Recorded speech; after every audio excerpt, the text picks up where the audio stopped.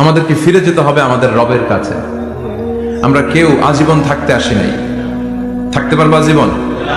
দাদা চলে গেল, বাবা চলে গেল, মা চলে গেল, মামা চলে গেল, খালু চলে গেল, এরপর আমাদের টনক নড়ে না, তাই না? পাগল পড়া হয়ে আছে এই পৃথিবীর জন্য। মরতে যে হবে এটা ভাববার সময়টুকু আমাদের নেই। আমরা ব্যস্ত আমাদের ক্যারিয়ার নিয়ে, আমাদের লাইফ নিয়ে, আমাদের সমাজ নিয়ে, আমাদের ফ্যামিলি নিয়ে, আমাদের সন্তান আর সম্পদ নিয়ে আমরা সুপার বিজি।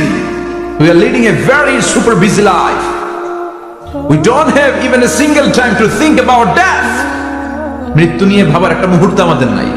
কিন্তু পৃথিবীর সবচেয়ে সুনিশ্চিত বিষয় হচ্ছে মৃত্যু, ঠিক কিনা? The most certain thing in our life is death. আমাদের জীবনের সবচেয়ে সুনিশ্চিত বিষয় হচ্ছে মরণ। মরবই আমরা। And the most uncertain thing in our life is the time of death. আর আমাদের জীবনের সবচেয়ে অনিশ্চিত বিষয় হচ্ছে মৃত্যুর সময়। আমরা জানি না।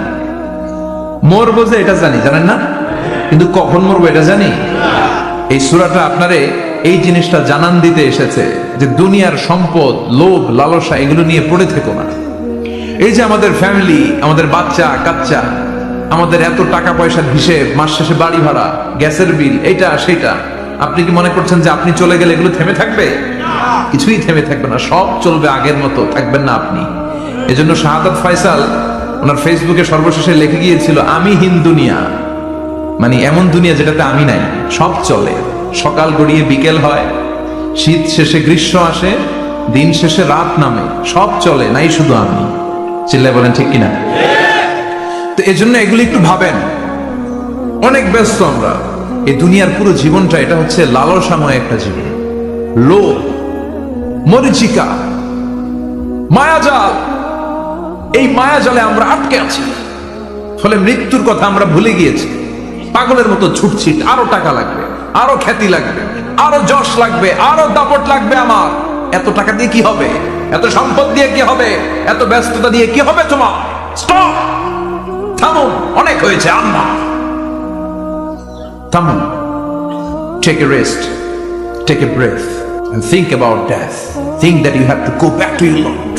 একটু বসেন না, একটু ভাবেন যে আমাকে চলে যেতে হবে, চলে যেতে হবে। এই কোলাহল, এই ব্যস্ততা এগুলো থাকবে, থাকবো না আমি।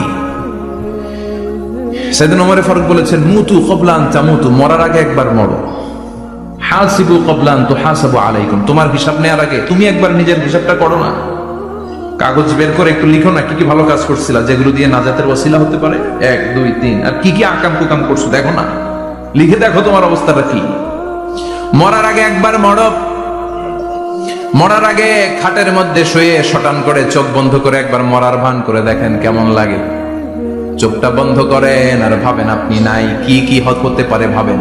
আপনার ছেলে মেয়েরা কান্না জুড়ে দিবে, আপনার প্রাণের স্ত্রী বিলাপ শুরু করে দিবে, বন্ধু বান্ধবের চিৎকার আর মাতম, স্থানীয় এলাকার মসজিদে ঘোষণা, অমুক এলাকার নিবাসী অমুক ভাই অমুকের ছেলে অমুক দুনিয়ায় নাই। সব আত্মীয়রা চলে আসবে, ফেসবুকে স্ট্যাটাস দেয়া হবে, সবাই সবাইকে জানাবে বিকাল 4টায় অমুক হাই স্কুল ময়দানে আপনার জানাজা।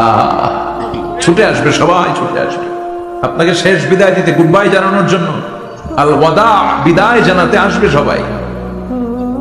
4 তাকবীর দিয়ে আপনার জানাজা হবে, অশ্রুসিক্ত জানাজায় আপনার বিদায় হবে। কাঠের খাটিয়ার মধ্যে করে কাঁধে তুলে আপনার কবরে নেওয়া হবে, আগে থেকে করে রাখা কবরটার মধ্যে আপনারে বিছিয়ে দেয়া হবে, বাঁশের কচি দিয়ে তার উপরে মাটির চাপা দিয়ে সব চলে যাবে। ভাবেন না একবার চোখ বন্ধ করে, this is the circle of life, this is the nature of life. এটা সবার হবে, আমার হবে, আপনার হবে। এত মায়া, এত ভালোবাসা কই যাবে? কেউ থাকবে না, সবাই আপনার অন্ধকার কবরে রেখে দিয়ে চলে আসবে। উপরে বাঁশের কঞ্চি, তার উপরে মাটির চাপা, অন্ধকার আর অন্ধকার। এই অন্ধকার যেন শেষ হতে চায় না, শুধুই অন্ধকার, ঠিক কিনা? এজন্য আমাদের চলে যেতে হবে। দাদা গেল, চাচা গেল, মামা গেল, আমাদেরকেও যেতে হবে, জোরে কোন ঠিক কিনা? একদিন মাটির ভেতরে হবে ঘরে মন আমার, কেন বন্ধ দালান ঘর, প্রাণ পাখি উড়ে যাবে পিঞ্জর ছেড়ে, ধরা ধামে সবই রবে, তুমি যাবে চলে, বন্ধু বান্ধব যত মাতা পিতা দ্বারা সুত সবই হবে তোমার পরে। মন আমার কেন বাঁধ দালান ঘর, একদিন মাটির ভেতরে হবে ঘর রে। মন আমার কেন বাঁধ দালান ঘর, ঠিক কিনা? সব করে থাকবে, চলে যেতে হবে আমাদেরকে। এজন্য আখিরাতের কথা যেন আমাদের স্মরণ হয়। বিশ্বনবী বলতেন, নাহাইতুকুমান জিয়ারাতিল কবুর, আমি তোমাদেরকে কবর জিয়ারত করতে আগে নিষেধ করতাম, কিন্তু এখন নিষেধাজ্ঞা প্রত্যাহার করে নিলাম। এখন সব সময় তোমরা কবরের সামনে যাবা আর জিয়ারত করবা। কবরস্থানে জানতো একটু যাবেন, একটু গেলে আখিরাতের কথাটা স্মরণ হবে। ওখানে ছোট শিশুরা শুয়ে আছে, কিশোর যুবকরা আছে, আপনার মতো তাগড়া যুবক মুরব্বীরা আছে। এরা এই এলাকায় থাকতো, এরা আকাশ থেকে নেমে আসে না, এই এলাকার সন্তান আজ নাই। একটা সার্টেন পিরিয়ড শেষে আপনিও থাকবেন না। This is the nature of life, this is the circle of life. ছোট্ট শিশু হয়ে এসেছিলেন, শৈশব, কৈশোর, যৌবন, প্রৌঢ়ত্ব। আগে ছিলেন সিঙ্গেল, বিয়ে করে হয়ে গেলেন ডবল। এরপরে আল্লাহ আপনাকে একটা মেয়ে দিল, এরপরে মেয়েকে বিয়ে দিয়ে শ্বশুর হলেন, এরপরে ওই মেয়ের ঘরে সন্তান হতে নানা হলেন। আর কতদিন? অনেক দিন হলো তো, অনেক লম্বা সময় পেয়েছেন আপনি। Think about that. এবার যাওয়ার কথা ভাবেন, আখিরাতের সামানের কথা ভাবেন, ফিরে যেতে হবে। কি শক্তিশালী যুবক, বার্ধক্য চলে আসলে লাঠি ছাড়া চলতে পারে না। কুচকুচে কালো দাড়ি সাদা হয়ে যায়, দাড়ির শুভ্রতা, বয়সের ভার, রং ধরা যৌবন জং ধরে শেষ, ঠিক কিনা? This is the circle of life. যুবক ভাইরা, এটাই জীবন, চলে যেতে হবে, কেউ থাকতে পারবে না, ঠিক কিনা? এটা রিমাইন্ডার আল্লাহ এই সূরার ভেতরে দিয়েছেন যে তোমাদেরকে ফিরে যেতে হবে। এই লোভ লালসা ছেড়ে দাও। রব্বুল আলামিন বলেন, আলহাকুমুত তাকাসুরু হাত্তা যুরতুমুল মাকাবির। ও গোলাম, দুনিয়ার সম্পদ, লোভ লালসা তোদেরকে পাগল বানিয়ে দিয়েছে। এই লোভ পাগলামি কোনোদিন তোদের থামবে না যতদিন না তোরা কবরে ঢুকবি, ঠিক কিনা? কার কথা? আল্লাহ বললেন, দুনিয়ার সম্পদ আর লোভ আর মোহে তোমরা গাফেল হয়ে গিয়েছো। আখিরাতের কথা বেমালুম তোমরা ভুলে গিয়েছো, কিন্তু আখিরাতে তোমাদের যেতেই হবে, কবরের বাড়িতে তোমাদের ঢুকতেই হবে, ঠিক কিনা? যেতেই হবে। আমরা ভুলে যাই। আলহাকুমুত তাকাসুর, অতিরিক্ত পাওয়ার লোভ, বেশি বেশি খাওয়ার লোভ, বেশি বেশি জমানোর লোভ মানুষকে গাফেল বানিয়ে দিয়েছে। এটা মানুষের স্বভাব। আরো চাই, আরো চাই, এই স্বভাবটা আছে না নাই? দেখবেন ছোট বাচ্চারা মসজিদের দোয়া অনুষ্ঠান শেষে জিলাপি দেয় না? বরে কৃষ্ণপুর কি দেয়? আগে বাতাসা দিত না, এখন কি দেয়? জিলাপি দেয়, মিষ্টি দেয়। তো মসজিদের 2-3 গেট থেকে যদি দেয়, ছোট বাচ্চারা দেখবেন এদিক দিয়ে কয়েকটা নিয়ে আবার ওই গেটে লাইন ধরে। ওর হাত হলো ছোট হাত, ওর হাত ভর্তি জিলাপি, আর নেওয়ার জায়গা নেই, এরপর আরেক জায়গায় লাইন ধরছে।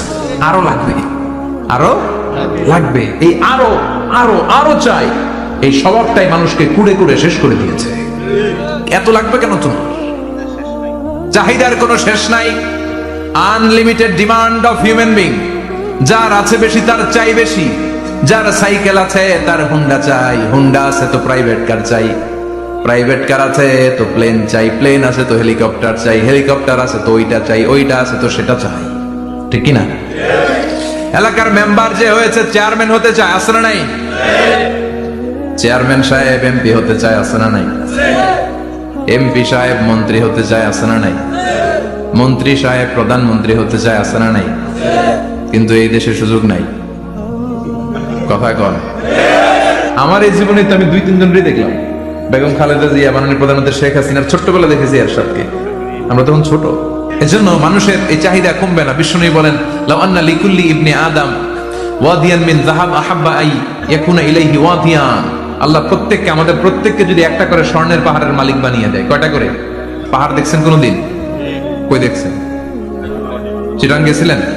এই চট্টগ্রামে গেলে দেখা যায় কি পাহাড়। এই একটা পাহাড় স্বর্ণের, এক একটা স্বর্ণের পাহাড়ের মালিক যদি আমাদের এক একজনকে বানায় দেওয়া হয়, এরপর আমরা চাবো আরেকটা স্বর্ণের পাহাড়ের মালিক কেমন করে হওয়া যায়।